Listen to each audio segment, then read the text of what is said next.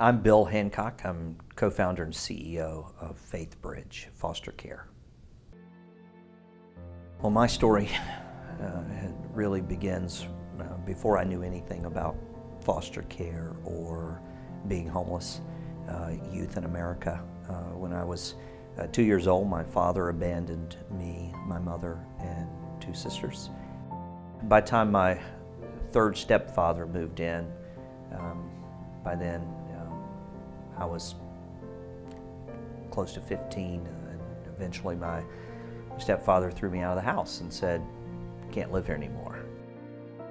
What I now realize is that during that time, mid-late 70s, that when you're homeless in your community and across America, then there are people that will take you in. And my experience was the people who took me in didn't have my best interest. We used to call those places workhouses. My wife was out one night with her mother-in-law, and I ended up watching TV. And there was a preacher on TV that night, and I decided to listen, and I listened to the message. And I just thought, maybe this is a hope or an opportunity. And so I prayed. He said, "You know, you can pray with us." And it's the first time in my life I've ever experienced what I thought prayer was. And after that prayer, he looks into the TV and says, "Attend a Bible-believing church this Sunday." And it was a very small church, maybe 65 people. And I just sat there. And for the first time in my life, I just felt like everything was going to be okay. I felt like I belonged there.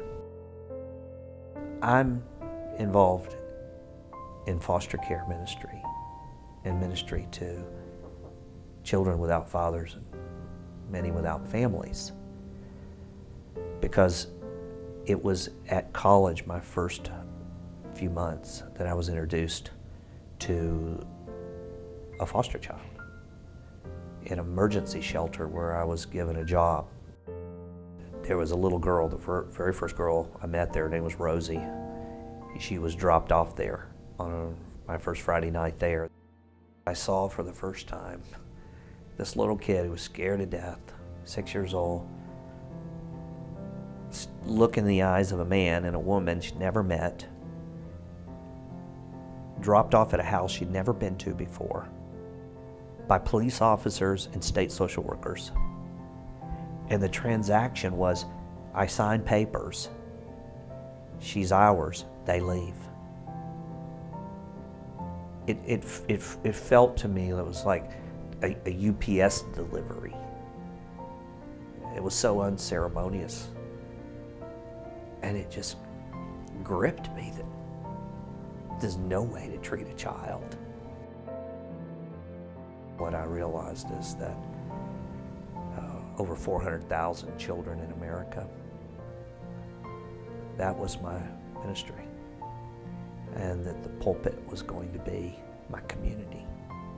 And that somehow I needed to bring the heart of the church for the worship of God into the brokenness and the lostness and the despair of abandoned children. And for my entire adult life, I've pursued that calling, and with a lot of failure. But every time a child finds a home, I feel like that's a good thing. But in some ways I think I heal a little more.